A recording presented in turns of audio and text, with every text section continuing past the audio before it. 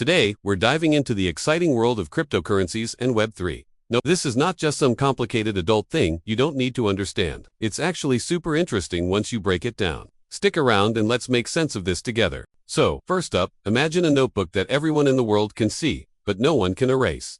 Welcome to blockchain. It's like a big digital book that keeps track of all these computer-generated transactions. Think about how you keep track of your toys in a toy box.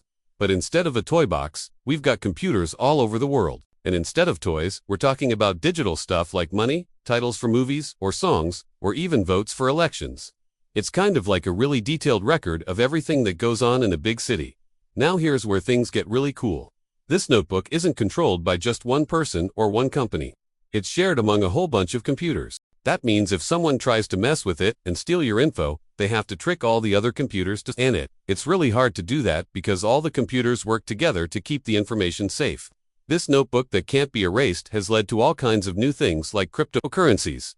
Those are digital forms of money like Bitcoin or Ethereum. They use this blockchain thing to keep track of who has what and make sure everything is legit. But wait, there's more. This blockchain idea has also created a new space for other cool technologies called Web3. It's like a new part of the internet, where we can do things in a different way. One way is using something called smart contracts. Imagine you want to buy a movie ticket. Normally you'd have to give your money to the theater and then they'd give you a ticket. But with a smart contract, the computer would hold on to your money until the movie's over. Then if you stayed until the end, the computer would give you the ticket and send your money to the theater. No need for a ticket scalper in the middle. That's just one example. There are so many other things you can do with this tech.